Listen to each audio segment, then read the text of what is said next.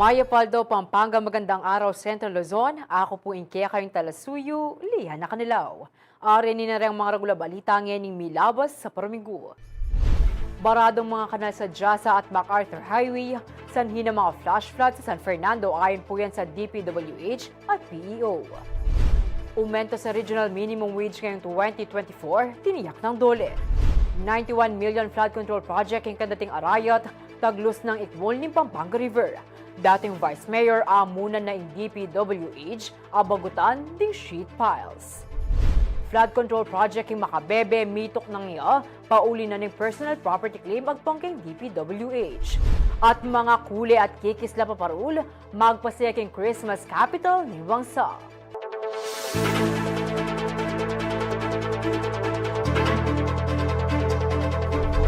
Taglos na ng ikmul ni Pampanga River ing maragula parti ng flood control project ng barangay Kandating ng Balaning Arayat. Iti pauli ng alanang pat ng pamanuran at daralana ng Bagyong Enteng. King sumangin na banda amuna na naman ng dating Arayat Vice Mayor Sixto Pogi Malyari Jr. ding contractor at DPWH abagutan din ginamit as sheet piles. Bang mayakit ng makatukil rin king rekisito ng proyekto. Ayon ni pong report.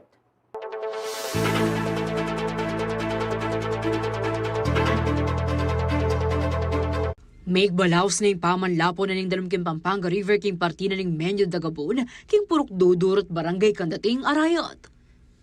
Sinabi pa kanini ing dusol data pamanuran adaralana ng Bagyong Enteng.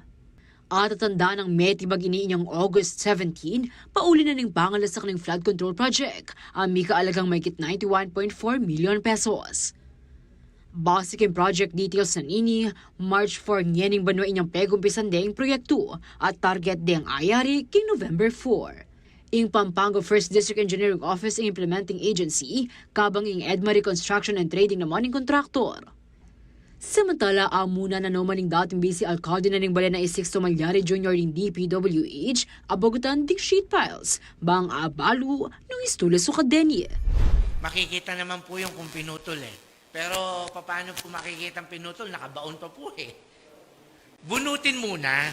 Di po ba? Para makita. Nakikita po yun. Pagka binunot po yun, instead na, for example, yung size niya is nasa 50 meters, kung ang lumabas is 20 meters, talagang pinutol. Di po ba? Mga bakal po yan Munikala na panini, may down lang re-channeling king may sabing lugal at tutumbukanan ni Danu. Pero yung portion talaga pong yun po yung hanggat hindi nagagawa yung channeling. Kahit ano pong gawin nila doon, masisira. Gaano po katibay? Kasi po, imagine, doon po kasi ang tumbok ng tubig pag lumalakas. Doon po, kaya that time, may program po noon, during my first term, magkakaroon ng channel, aalis po doon lalawak, kumbaga. Going kasi napakalaki po ng Pampanga River. Pero mas malaki po yung budget na kailangan kaya hindi nagawa. Kahit ako personally, hindi ako hinyero, pero dun sa portion na yon, kahit gaano katibay yung gagawin nila, hanggat hindi nagagawa po yung rechanneling, I don't think so, kung tatagal po yun. Samantala, si Bukanan ng CLTV 36 News ako na ni pasyag ng DPWH kaugne ng proyektong mesira. Pero ela makibat king kaya kaming text at awos. Ako, ing kaya kayong Talasuyo. Liana Canilaw, CLTV 36 News.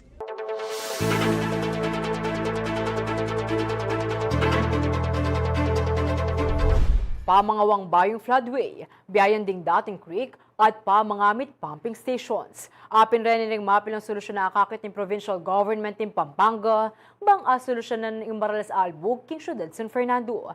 At tatandaan na karing mapil ang pamikatagon amano rin masikon, may kaka-flash flood karing major thoroughfares king syudad, amamerwisyo karing motorista.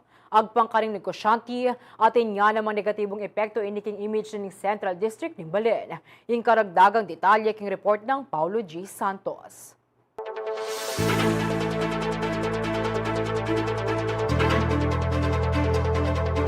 Niyaing tugak, lulbog kareng mapila na porsyon na ning San Fernando a kabisera na ning Pampanga. Lantaran pa ing problema king albug ning mismong Central Business District ning Balen. Agpang king Kapampangan business leader ay Rene Romero, chairman ning Romac Group of Companies, at inyang negatibong epekto nung ing Central Business District panenemong lalbog. Kaya kami kapigaganakan. Kalupan na po nang yan, malulam na naman. Since yesterday, mumuran, nandiyan na ng kalakasinguran. Bigaga nakatana na naman, itam taga San Fernando, na pota, lumbog na naman ng main road o itang awasan tamong Central Business District na ni San Fernando, yapin nga Longga Pugapan Road. Bilang miyembro na ning People's Council ning Siyudad San Fernando o ing Multi-Sectoral Governance Council o MSGC, may kiadwangan nung South King Provincial Government ning Pampanga. At kini may nikwalang commitment mismo kang Governor Dennis Delta Pineda. Lulbog yang lulbog, indat mumuran. Mo yan yung banwa yan yung urang ng Pumbagyo. Den pantutok yung banwa. So, lepitan niya Governor Dennis Pineda bilang father na ning probinsya. Sakop na naman ni San Fernando. Yung San Fernando, yung capital of the province. Ang nakero kong kukuswelo niya, sabihan ng, sige, pag-aralan kay Tito, pagsabihan ko pa mo ring engineering office po pa rin DPWH. King mismong Provincial Disaster Risk Reduction and Management Council meeting anyang mapubus na ning milaba sa bulan ning Agosto. Tengwa na ng Governor Dennis Delta Pineda, inganya wara ng Romero, king may sabing pisasabyan. At king atakikyanan ng CLTV 36 News ug tuning September 2, mika konferensya naman ing Provincial Engineering Office at ing Pampanga 1st District Engineering Office ning DPWH, apen muna ng Governor Pineda. Keni lulto ing munikalarang mikaadwang outfall ning drainage system ning San Fernando, aparte king Federosa king Santo Tomas o ing San Felipe outfall. Burireng biyayan ing creek amanibatan San Fernando River, ang gana king Gugu River king Bakulod. Sir, from here, imbis na problemahin natin to na makitid na, ang sinasabi ko kung babaybayin natin to papunta rito. Lakihan natin. Pwede sir. Mas maganda. Para hindi na siya magalaw yung mga bahay ng buwan. Yan, at least i-maintain nila yan. Kahit makitid na lang, okay lang. Importante, masalo natin yung volume na galing ng St. Jude. St. Jude. From Angeles yan, di ba? Yes, yeah. Elapastagan, St. Jude. Tapos connect na ho natin kagad dito sa bubuhayin natin na to.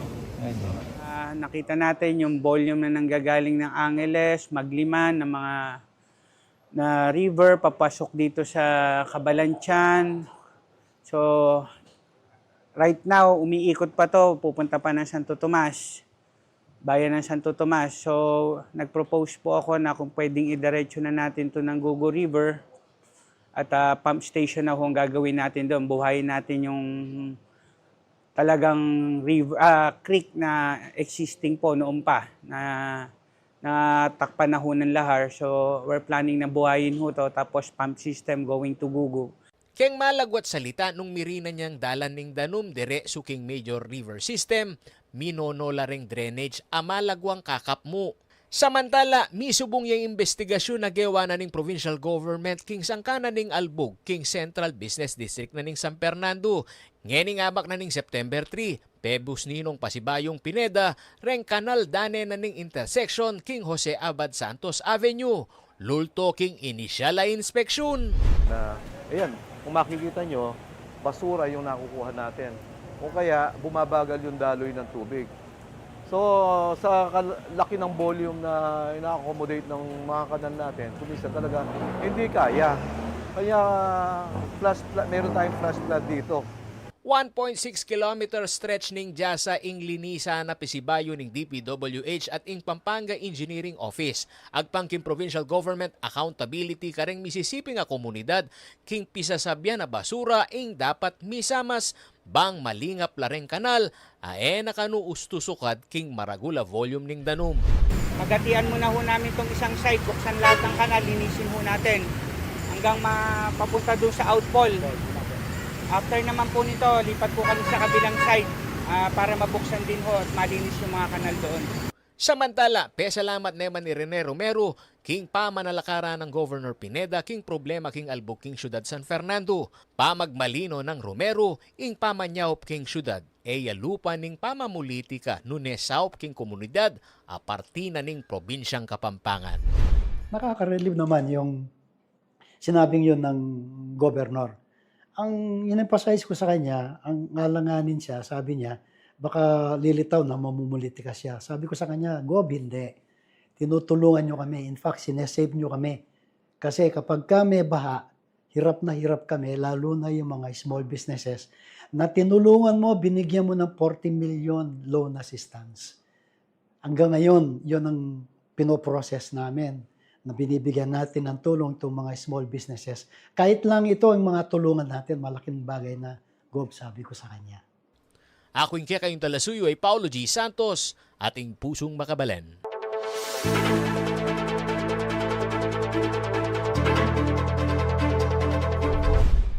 Misundo yung flood control project ng Barangay Takasan, Macabebe, Pampanga. Kaya rin ang may katanggap reklamo ng DPWH. Personal yakan ng pibandyan ng site ng lugar niya may talakad iniya. Anya naman ang gaman ngeni, makalbog pa mo rin kayang may sabing lugal. At kalbaryo pa rin yung daranasan do, rin may Mario. Elizen Morten, ang ating exclusive report.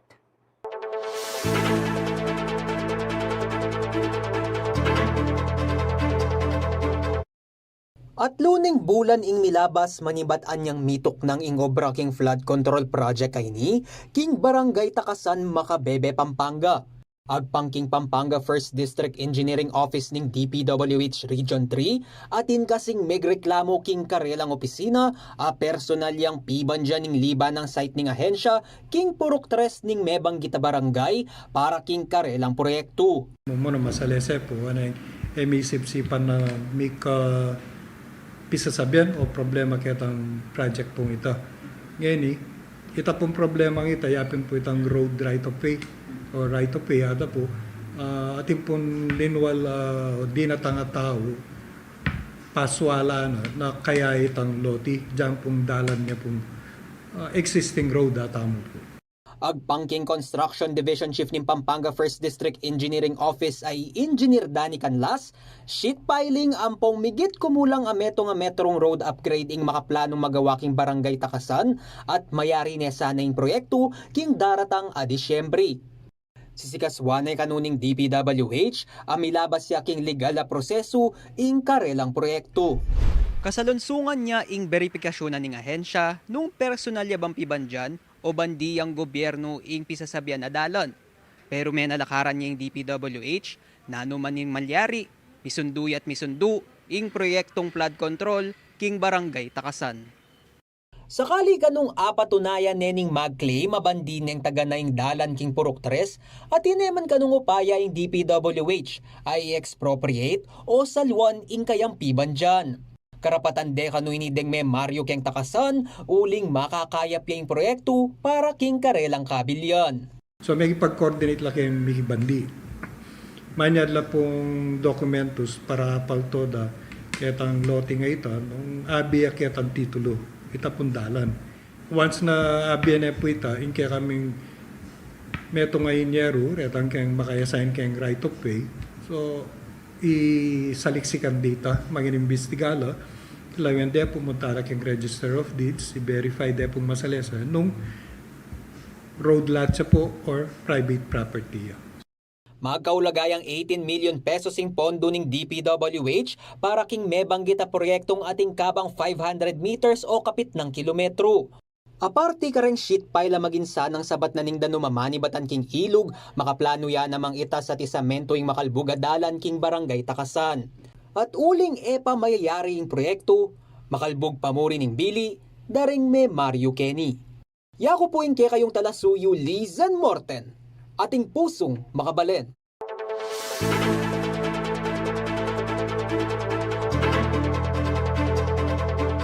Kay mama ko magbaliking balin at balita.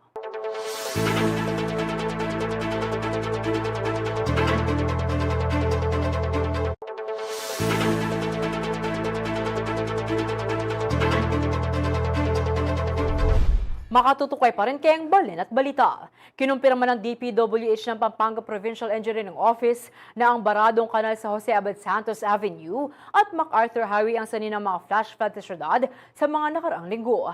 Kaya naman panawagan ngayon ng kagawaran sa lokal na pamahalaan ang kooperasyon sa paglilinis ng mga daluyan ng tubig sa syudad. Narito pong report.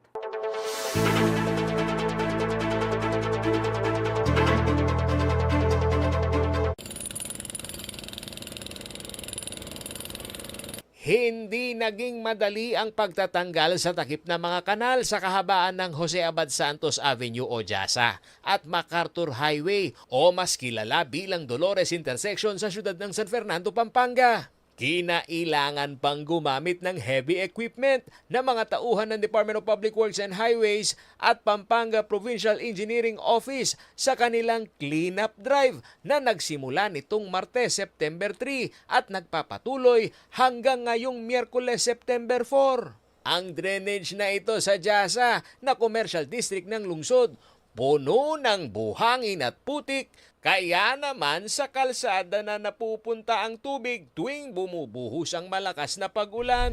Nakita naman po nyo sa actual kung gaano ang basurang nakukuha natin.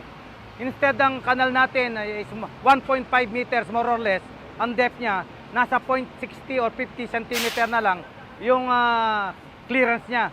So how about the remaining 90 centimeter?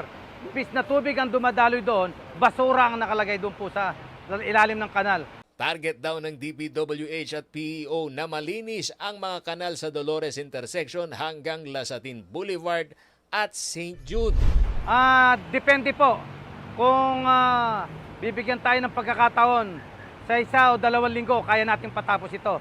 Together with the help of the District Engineer's Office ng PERS Engineering through the effort of Engineer Almer Miranda po.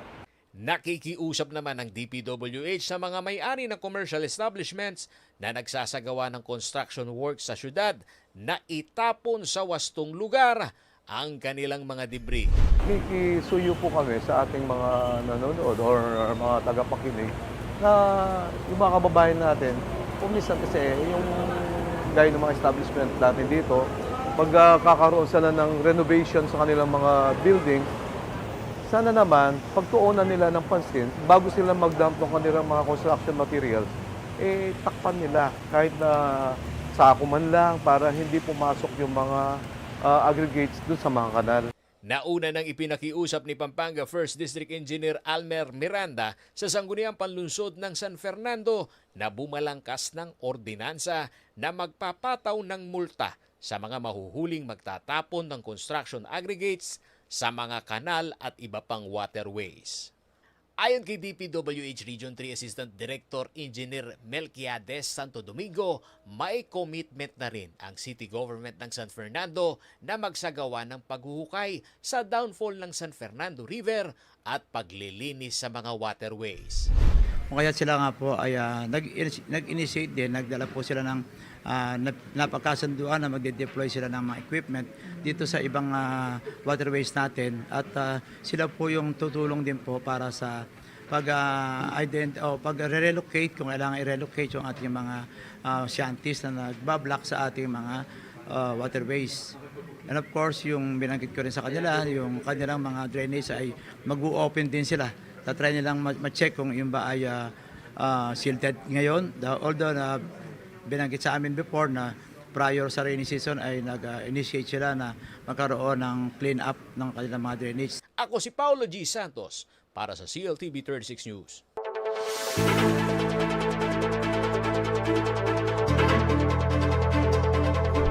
Target daw matapos ng San Miguel Corporation ang dredging activity sa bukana ng Pampanga Bay ngayong taon.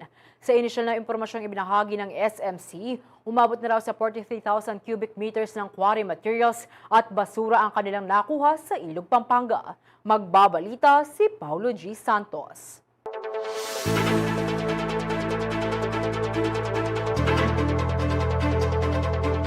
May mga mababaw na porsyon ang Pampanga River na nagiging sanhi ng madalas na pag-apaw nito tuwing bubuhos ang ulan. Ito ang ibinahagi ng San Miguel Corporation o SMC kasabay ng kanilang ongoing dredging activity sa naturang ilog. Ito yung ma-zoom in view from mouth of the river hanggang 5 kilometers. Makikita nyo ho yung mas zoom in, mas makikita ho natin na talaga hong mababaw ho yung bunganga ng ilog. Makikita nyo ho kulay orange. Kaya kung nalilimit po yung flow, yan lang ho. Kung 200 meters o 300 meters ho yung ilog, nangangalakaki lang ho yung nalalabasan niya. 4 to 5 meters ang average depth ng Pampanga River. Pero makikita sa drone footage ang presensya ng mga bakawan sa gitna ng ilog. Indikasyon daw na mababaw na ito. Napag-alaman din na may mga infrastrukturang nakaharang sa waterway na kung tawagin ay Third River Channel. Isa itong sanga at major outfall ng Pampanga River. So, Kaya nga po, RD, wala ba nakakalam ng history nito sa Public Works? Kung anong history nito, bakit ganito to? Ayon sa project manager ng dredging activity ng SMC na si Jimmy Lu, prioridad nila ang mga sanga o tributaries ng Pampanga River sa southern part o 4th District ng Pampanga. Yeah, yung Pampanga River ho is around 26 kilometers mula sa Manila Bay hanggang NLEX. Ang focus ho natin is hukayin natin, i-dredge natin yung mga mabababaw na lugar, especially the first 10 kilometers so ng Pampanga River. So covered ho yan sa area ng Macabebe tsaka Masantol. So yung lalo na ho sa Pampanga River Delta ho na less than 1 meter ho yung ibang part, lalaliman ho natin yan to at least 4 meters deep ho. Nang sa ganun ho yung tubig nang galing ho sa taas ng ilog, makalabas ho siya ng mahusay kapag malakas ho ang ulan. May 8 heavy equipment ang SMC na nagtatrabaho sa Pampanga River. Target daw nilang matapos ang pagpapaluwag ng ilog ngayong taon. Sa inisyal na impormasyong ibinahagi ng SMC, umabot na raw sa 43,000 cubic meters ng quarry materials at basura ang kanilang nakuha sa ilog. Samantala, magsasagawa naman daw ng mapping ang provincial government ng Pampanga para matukoy ang mga area sa ilog na mayroong informal settlers at mga illegal infrastructure. Nagpasalamat din si Governor Dennis Delta Pineda kay SMC Chairman Ramon Ang. Marami ho, yung mga nag-encroach, yung kailangan natin na talagang, so for how many years na po siguro na nung ginawa yan, ngayon palang humadidisilt na maayos ulit. Kaya makikita ho natin yung mga lupa na nandun sa naipon na kailangan tanggalin para maging mas mabilis ang flow ng tubig papuntang Manila Bay. Ako si Paulo G. Santos para sa CLTV 36 News.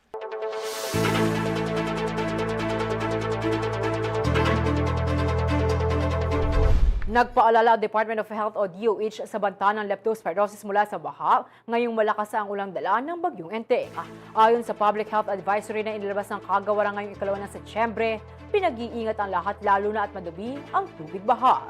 Kung maaari raw ay iwasan ito at kapag hindi naman, hugasan agad ang katawan ng tubig at sabon pagkatapos lumusong. Sa pagkakataong lumusong sa tubig baha, agad umanong kumonsulta sa doktor o magtungo sa health center sa loob ng 1 hanggang 2 araw kahit walang sugat o nararamdaman. Samantala, mayroon daw antibiotic, prophylaxis at libre konsultasyon at reseta sa mga health center ng gobyerno. Batay sa tala ng kagawaran, umabot sa 2,150 na bilang ng tinamaan ng leptospirosis as of August 3 dahil sa pagbahang dala ng bagyong Karina at ng Habagat.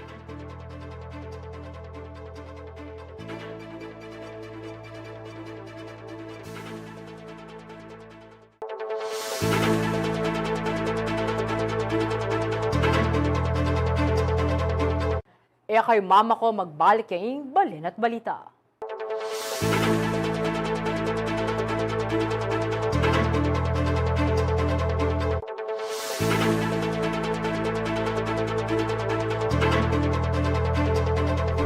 Makatutok kay pamurin kayong balin at balita. Naniniwala raw si Senadora Risa Hontiveros na sa Senado dapat iditiin si dating Bamban Tarlac Mayor Alice Guo na nasa kustudiya ngayon ng PNP-CIDG. Umaga ng Biyernes, September 6, dinala si Guo sa Tarlac RTC para iharap ang kanyang sarili sa judge patunay na naaresto siya. Hiniling na raw ng senador sa Office of the Sergeant at Arms na i-monitor ang pangyayari. Narito pong report.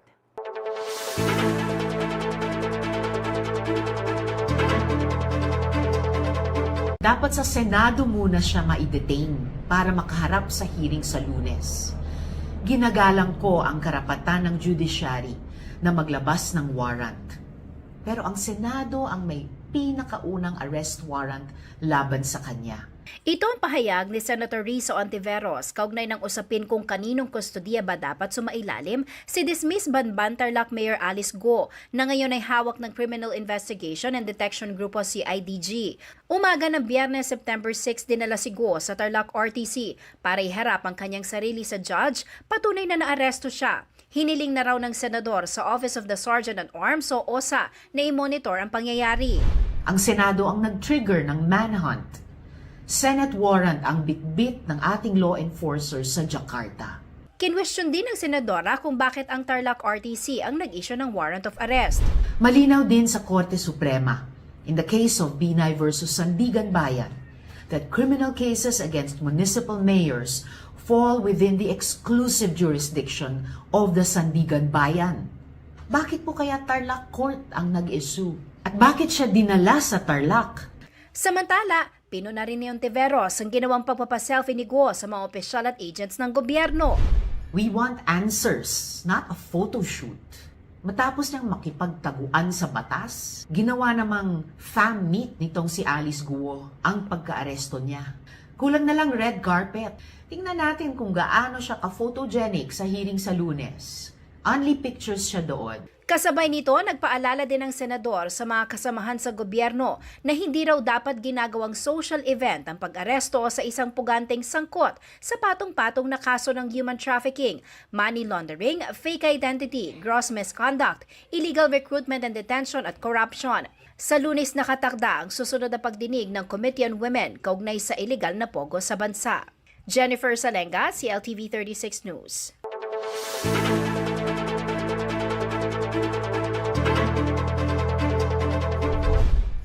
Paalala po sa publiko lalo na sa mga nais makipagsapalaran sa ibang bansa, mas mainam na makipag-ugnayan daw sa Department of Migrant Workers upang maiwasang mabiktima ng mga illegal recruiters.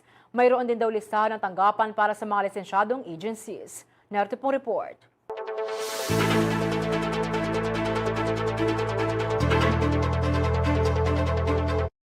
Sabay-sabay na isinara ng Department of Migrant Workers o DMW ang mga opisina ng isang immigration consultancy firm noong nakaraang August 25. Dahil umano ito sa illegal na pag-aalok ng trabaho sa Canada sa mga Filipino nurses, caregivers, nursing aides at welders. Matatagpuan ang head office ng nasabing firm sa Mandaluyong City at mayroon itong 3 branch sa Cabanatuan City, Nueva Ecija, Apalit, Pampanga at Lipa City, Batangas. Bukod sa paniningil ng mataas na processing fee sa mga aplikante, wala rin umanong lisensya ito mula sa DMW. Samantala, nagpaalala si DMW Region 3 Director Mel Candano sa publiko na makipag-ugnayan sa ahensya upang hindi maloko.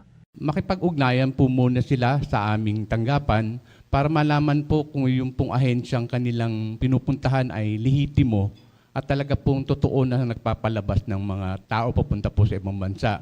Ang kadalasan pong nangyayari po kasi ay nakikipag-ugnayan po muna sila doon sa mga illegal recruiters. Pagka po sila ay naloko na, saka lang po sila pumupunta sa amin. May listahan daw ang DMW ng mga lisensyadong recruitment agency na matatagpuan sa kanilang website, gayon din ng mga hiring na kumpanya. Samantala, nakahanda naman tumulong ang ahensya para sa mga nabiktima ng illegal recruitment. Pong assistance to nationals na dati pong nasa Department of Foreign Affairs, nailipat na po sa Department of Migrant Workers.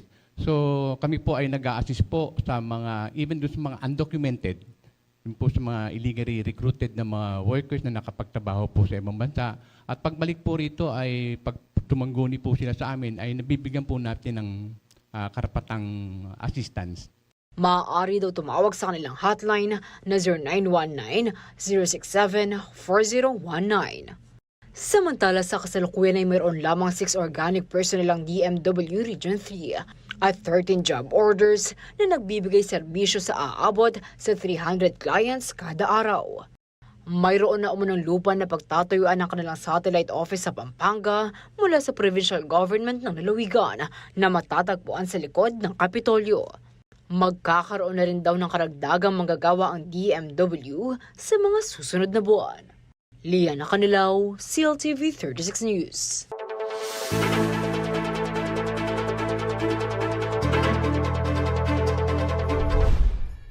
Asahan daw na makatatanggap ng dagdag sahod ang mga minimum wage earners sa Central Luzon ngayong 2024 ayon sa Department of Labor o DOLE.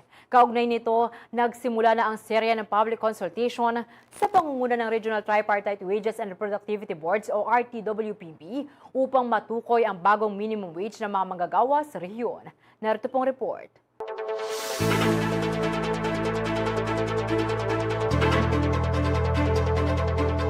Makakaasa raw ang mga manggagawa sa lahat ng rehiyon sa bansa na madaragdagan na ang kanilang daily minimum wage ngayong taon. Ito ay matapos ihayag ng Department of Labor and Employment o DOLE na kasado na raw ang mga konsultasyon para sa iba't ibang rehiyon hinggil sa adjustment o pagsasaayos ng kanilang mga sahod. Sa panayam ng Malacanang kay Labor Secretary Benvenido Laguesma, sinabi nito na ang naturang development sa usapin ng sahod ay naaayon umano sa direktiba ni Pangulong Ferdinand Marcos Jr. sa pagdiriwang ng 122nd Labor Day noong May 1. Aniya, hinimok ng Pangulo ang Regional Tripartite Wages and Productivity Boards o RTWPB na muling suriin ang minimum wage rate sa lahat ng rehiyon. Ito raw ay upang matiyak na sapat ang sahod ng mga manggagawa upang matugunan ang kanilang pang-araw-araw na pangangailangan. Matatandaang nitong July 17, ipinatupad na ng RTWPB National Capital Region ang 35 pesos na dagdag sa daily minimum wage ng mga manggagawa sa NCR. Kaugnay nito, kinumpirma ng kalihim na nagsimula na ang mga serye ng public consultations hinggil sa wage adjustment sa ilang rehiyon. Itong buwan na to, mayroon ng lalabas na wage order ang nasabing Regional Tripartite Wages and Productivity Boards at yung iba, batay din sa direktiba ng ating Pangulo, nagsasagawa na rin po ng proseso. So, sa madaling salita, lahat ng mga Regional Tripartite Wages and Productivity Boards sa loob ng taon na ito ay magkakaroon na ng karampatang aksyon dun sa adjustment ng umiiral na minimum wage level sa kanilang rehiyon. Sa kasalukuyan, 449 to 500 pesos ang minimum wage sa Central Luzon para sa mga non-agriculture sector. 422 to 470 pesos naman ang current minimum wage sa mga manggagawa sa agriculture sector habang 384 to 489 pesos naman ang arawang sahod ng mga nasa retail at service sector. Idinao sa unang konsultasyon ng RTWPB3 sa Clark Freeport, Pampanga noong August 20. August 30 naman nang maganap ang second consultation sa Olongapo City, Zambales. Habang gaganapin naman ang third consultation sa September 10 sa Cabanatuan City, Nueva Ecija at September 12 naman para sa fourth and final consultation na gaganapin sa Baler, Aurora. Samantala, nakatakda ring magkaroon ng public hearing on minimum wage adjustment ang RTWPB sa susunod na Lunes, September 16 na gaganapin sa Heroes Hall, siyudad ng San Fernando, Pampanga. Kaugnay nito, hinikayat ang iba't ibang employer, manggagawa, employer associations at labor organizations na lumahok sa naturang pagdinig upang maihayag umano nila ang kanilang mga alalahanin at matiyak na patas ang mga ipapatupad na desisyon hinggil sa sahod. Matatanda ang October 16, 2023 nang huling magkaroon ng dagdag na sahod sa mga manggagawa sa Central Luzon na nagkakahalaga ng 40 pesos kada araw.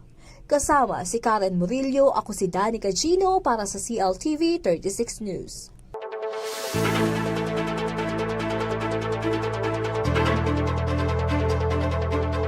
Kayo mama ko magbalik yaing balen at balita.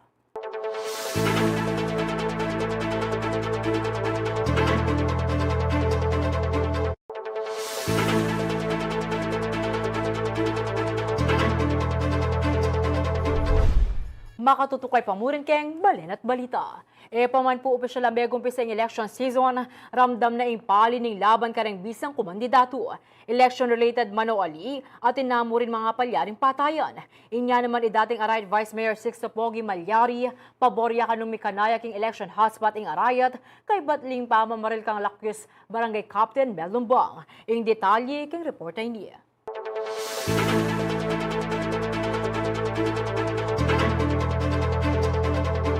King balang sulok ng ngeni king bangsa, maligaga na la rembisang kumandidato para ken paparatang at 2025 national and local elections. Makanyan pa man ng election period, opisyal ya pang magumpisa king January 12 hanggang June 11, 2025.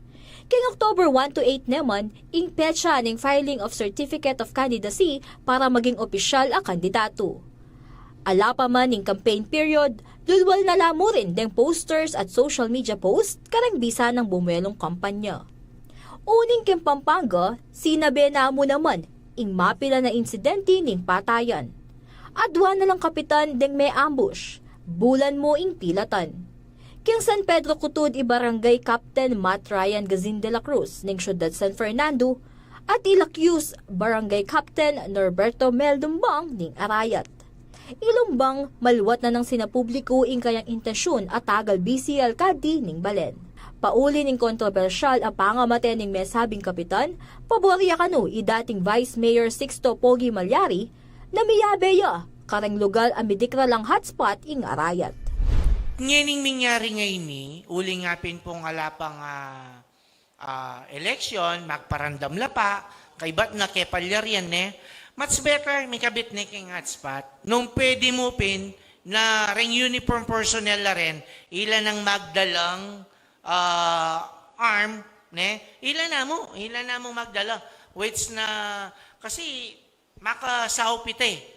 Aliwa ka no iti ing panahon na kailangan niyang ikonsidera ing imahe na ning Balen. Mas dapat kanong isipan ing seguridad dareng kandidato, botanti, ampo ing maging niyang malinis ing eleksyon. Although, disadvantage po kay Balenmita, kitang image na during that election na may kabit ka kay hotspot. But ako personally, Sir Paulo, mas buri ko na may kabit niya. Siguro nung datang itang panahon, kaya rin na ning election, at yun aking lukluk kapag katiwalan na rin kabalen, nung makanano nang i-recover into good na ing Balen. Baka nita mo po for the better of this election. Samantala, metong yan naman imalyari kareng magparamdam na tagal ngayon daratang halalan. Ala pa kanong pinal ng board member ning 3rd District of Vice Mayor ning Arayat ing kayang punterian a posisyon. Kaya be ijena lumbang parungaw yako idani ka Gino ating pusong makabalen.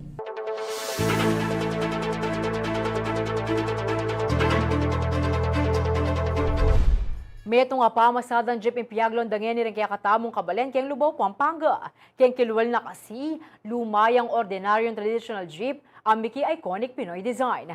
Dapat kalubmo Kenny, mayakit na rin miyalo ang upgrades kalupa na morning air conditioning unit at fire extinguisher. Ayning kakong special report.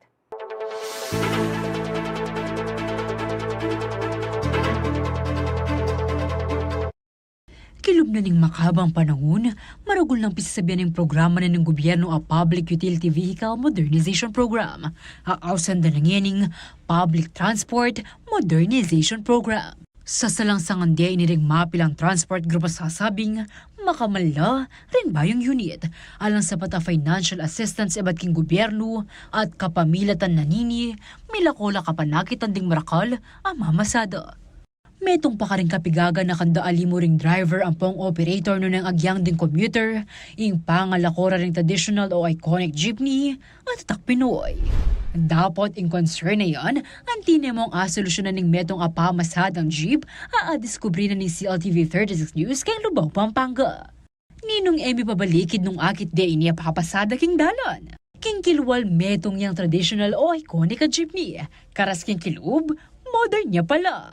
Pininiing metong ayunit ng traditional-looking modern jeepney abibiyahing Lubao SM City Pampanga Robinson Star Mills via Olongapogapan Road. Bilog as Central Luzon, apin pa mo po ining mumunang dealing unit na anti-kanini disenyo na kumbaga iconic pa mo rin bistaman modern nen. Ngayon po, makanano po yung maging konsepto na po nining jeepney ngayon? Kami bilang dating asosasyon, ren driver ang pong operator, tinugon kami kahit ang programa na ng gobyerno na mag-consolidate. So may cooperative kami. Hanyang 2001 hanggang ngayon. So, bistamat masakit, uling programa na ng gobyerno, tinugon kami. Nilulya ing mesabing unit inyang milabas sa bulan na ni Agosto at kwentura ring driver, matulala ring balang manakit kanini. Baka nitakit de ring commuters na ating palang makantining kakaibayo. Nengang kegendalan picture kaya ni matake terminal picture kasi aliwaya talaga. Pero talagang dadala na yung itsura na ng jeep. Araw katulad ito nga sa second day ni uli ka nung jeep ya pa rin, minibus. Masaya la, uling marimlayo, matas yo, ladodo balang makasakay, appreciate de. Akit mo itang tulad at ang siyempre, makataba mo rin puso, uling pamasada may apupurianan de rin tao. Antiya mo kanong makasakyang traditional jeep ang mas komportable yung commuter ay Anton Clark Canlas, anyang misan ng asakyan yung mesabing jeep.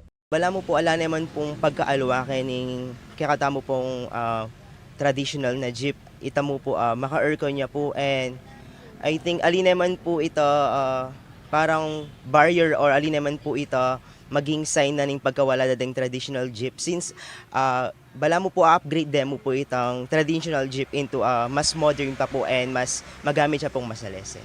Agpangking Land Transportation Franchising and Regulatory Board o LTFRB Region 3, basta compliant ya ka ng specifications na ng programa, malyari ang manikwang permitting sa kenbang pasada. Basic ang PTMP, dapat lang Euro 4 at Philippine National Standards o PNS compliant ding engine daring modern jeepney. Kailangan lamo ng ating GPS, automated fare collection system at ating maka-install as CCTV camera. Natin talaga i-phase out yung traditional looking jeepney, no? So long as compliant siya doon sa specifications na sinasabi ng Department Order 2017-011.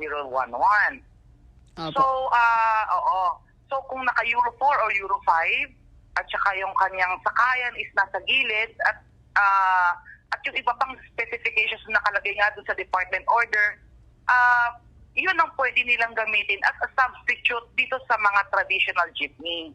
And as of now po, hindi po natin pinupuwersa yung mga kooperatiba or korporasyon na nag-consolidate na mag-acquire agad ng modern jeepney hanggat wala pong LTTRP.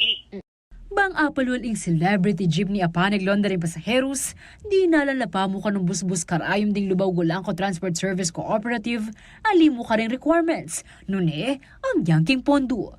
Ini pang mag-comply may kay kaming iconic jeep.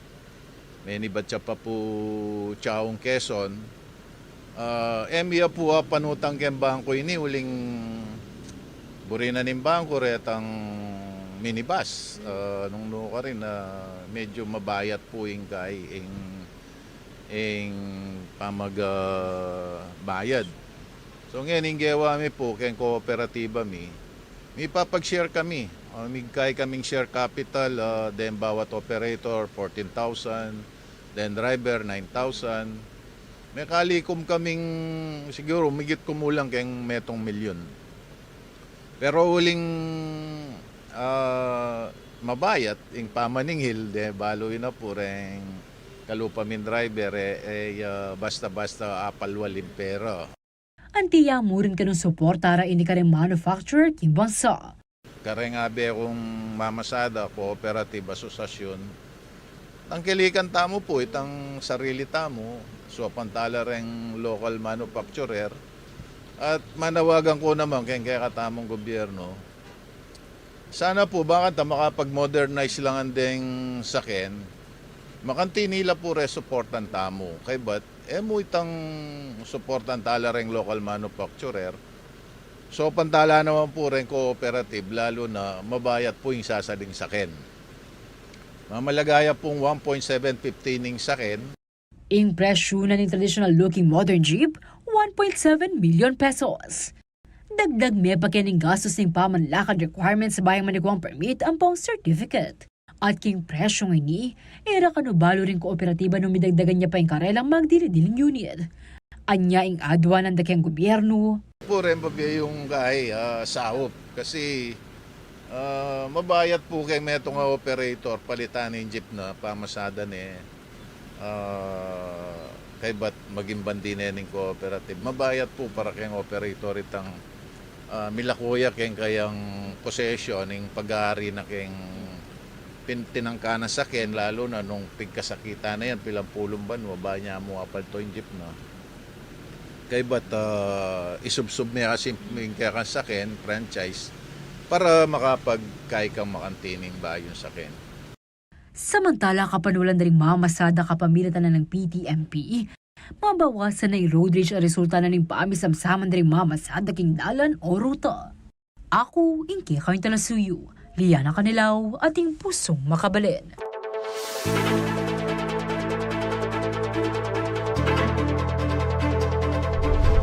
Kabalen balamo kapilan pa mo anyang pegong pisantayang banuang 2024 at ngenipin at syuta na king Bermans. Buri na sabihan niyan, king kaya katamong Pilipino lakwas ka rin Fernandino, Paskuna. Anya naman silipan tala rin mga ngawang parul kayang pamagumpisalan ng Bermans, king report ay niya.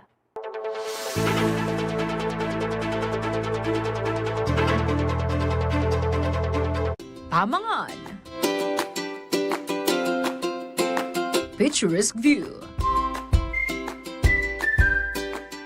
Ring Kapampangan. Apin din ring mapilan ka ring manim mo ng biyaglon kaya tiking Pampanga. Aliwang muring kabalen, nuniagyang ding aliwang Pilipino ang poring dayo. Aparte king gilalaya ang labod Kapampangan ng culinary capital na ning bangsa, kaya mo naman atag mo ning Christmas capital ning Pilipinas, ing kabisera na ning probinsya, ang syudad San Fernando.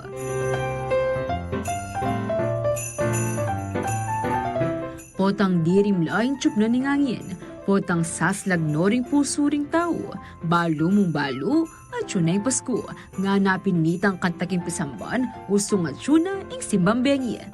Aparte kanini, king bawning puto bombong, bibingka suklating batirol at duman, mangat munang tula uling malapit niya ing metong karang pekapanayan da okasyon ding sabla. Metong mo naman karing senyales ning masayang selebrasyon, ding kislap-kislap paparol. Inya naman kapupul merwana pa ning sa Siyempre o Bermonth, pakapaslag na larenia.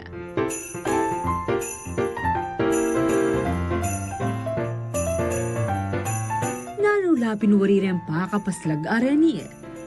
Sasabihin da apol merotang ginamit parol, anyang panahon da rin Kastila.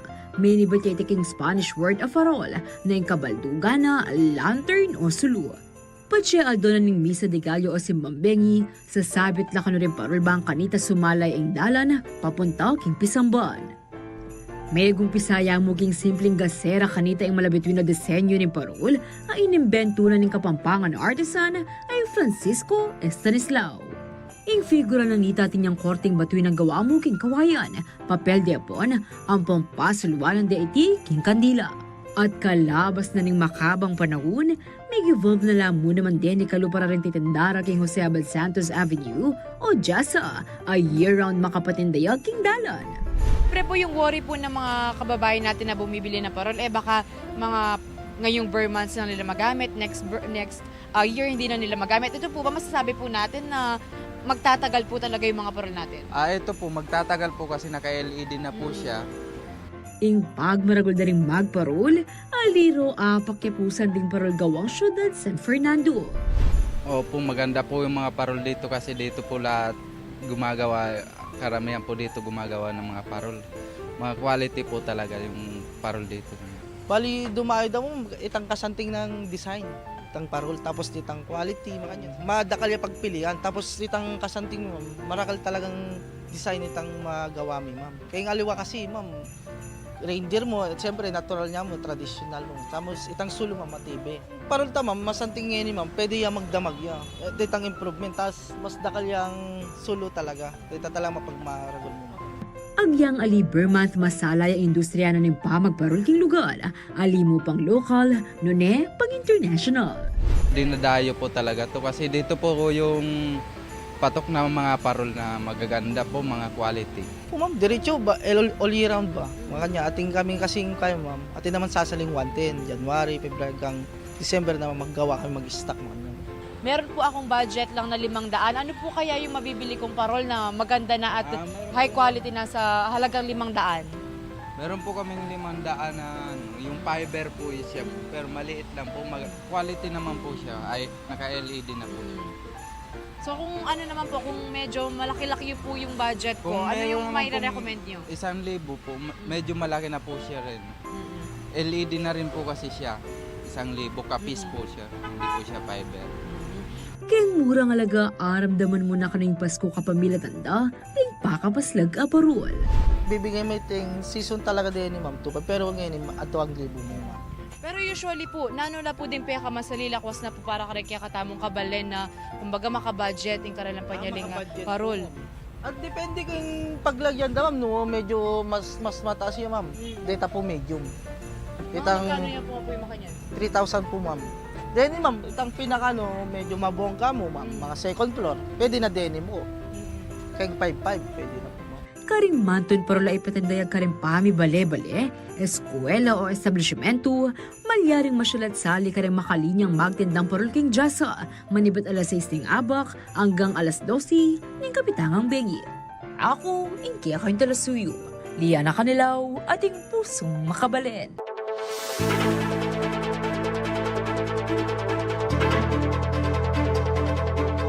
Open rin ng mga regular balitang kinalap ng Kaya Katamong News Team.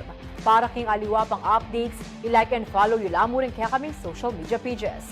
King Facebook at CLTV36 Official, Ampong at CLTV36 News. King Twitter or X at CLTV36. Instagram at CLTV36 Official at Kaya Katamong TikTok at CLTV36 Official. King lagyunan ng mabilog at CLTV36 News and Current Affairs. Ako po, Kaya kayong talasuyo. Liana Canilaw, ating pusong makabalen.